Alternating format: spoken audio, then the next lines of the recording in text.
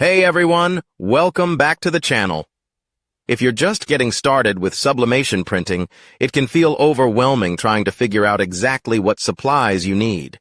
With so many different printers, inks, and tools out there, it's easy to end up buying things you don't actually need, or worse, missing something important. That's why in this video I'll walk you through all the essential sublimation supplies you need to get started.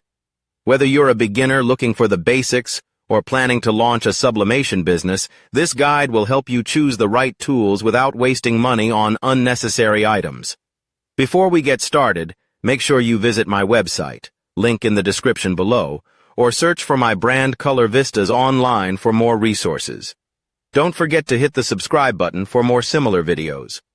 Now let's get into it. The first thing you need for sublimation is a printer dedicated to sublimation. You have two main options: a dedicated sublimation printer like the Sawgrass SG500 or SG1000 or the Epson SureColor F170. These are built for sublimation, come with manufacturer support, and work right out of the box. A converted inkjet printer, like an Epson EcoTank model, which you can fill with sublimation ink instead of regular ink. This is a cheaper option, but requires more setup and maintenance. If you decide to go with a converted Epson printer, make sure you only fill it with sublimation ink from the start. Once regular ink is added, the printer cannot be converted. Speaking of ink, that's the next thing you'll need. Sublimation ink is specially formulated to turn into gas under heat and permanently bond to your blank. If you have a Sawgrass printer, you'll need to use Sawgrass inks.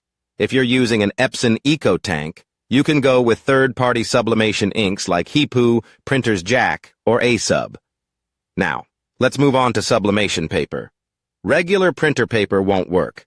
You need sublimation paper that is designed to hold and transfer ink efficiently. Some popular brands include A-Sub and Printer's Jack, which work well for most sublimation projects. If you're printing full-color, detailed designs, you'll want high-quality sublimation paper to ensure sharp, vibrant prints. Once you have your printer, ink, and paper, the next thing you'll need is sublimation blanks. These are the items you'll sublimate on, and they must be poly-coated or made of polyester to hold the ink. You can sublimate on polyester shirts, at least 65% polyester, but 100% is best for vibrant results. Mugs and tumblers must have a sublimation coating. Metal keychains, ornaments, and coasters, polyester tote bags, socks, and pillowcases, sublimation-ready puzzles, mouse pads, and cutting boards.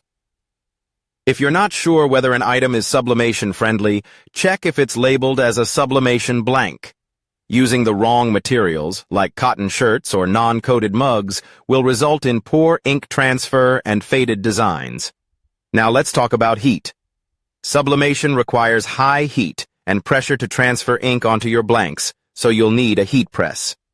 There are different options depending on what you want to make. A flat heat press for shirts, tote bags, and flat blanks. A mug press or tumbler press for drinkware. A convection oven for sublimating tumblers, mugs, and 3D objects. Just make sure it's dedicated to sublimation and not used for food. If you're just starting out and don't want to invest in a large heat press, you can use a Cricut Easy Press, but keep in mind that it may not apply even pressure like a traditional heat press. Now that we have our main tools covered, let's go over some must-have accessories. First, you'll need heat-resistant tape to hold your sublimation design in place and prevent shifting, which can cause ghosting and blurry prints. A weighted tape dispenser makes it easier to grab tape one-handed while working. Next, a lint roller is crucial for removing dust and fibers from polyester shirts before pressing. Even tiny particles can burn into your design, leaving unwanted spots on your prints. You'll also want butcher paper or protective sheets to prevent ink from transferring onto your heat press. Sublimation ink turns into gas during pressing, and if it seeps onto your heat press, it can transfer onto future projects. Always place a sheet of butcher paper on top and underneath your blank before pressing. For handling hot items, heat-resistant gloves are a must. Blanks like metal, glass, and ceramic retain heat long after pressing, so using gloves prevents burns when removing them from the press. A pressing pillow or foam pad can help prevent pressure marks on shirts and ensure even pressure across your design. These are especially useful for thicker blanks like tote bags and zippered pouches. Another useful tool is a thermometer for your heat press or oven. Heat presses can sometimes run hotter or cooler than the displayed temperature, so using an external thermometer helps ensure accurate heat settings for better transfers. For those printing designs that need precise sizing, a paper cutter or guillotine trimmer makes cutting straight edges easier than using scissors. This is especially helpful for full-wrap designs on tumblers or mugs. And finally, you'll need design software to create and print your sublimation designs. If you're looking for free options, Canva, Google Docs, and Silhouette Studio are great choices. If you want more control over color and advanced editing, Photoshop, Illustrator, or Corel Draw are great investments. Sublimation is an amazing craft, but starting with the right supplies is key to getting vibrant, long-lasting results. If you're just beginning, I recommend a reliable sublimation printer, high-quality sublimation ink and paper, poly-coated blanks or polyester shirts, a good heat press for even transfers, essential accessories like heat-resistant tape, butcher paper, and a lint roller. With these tools, you'll be ready to start creating stunning sublimation projects without the frustration of trial and error. Thank you for watching, and don't forget to like, subscribe, and share your thoughts in the comments below. You can visit my website, link in the description below, or search for my brand Color Vistas online for more resources.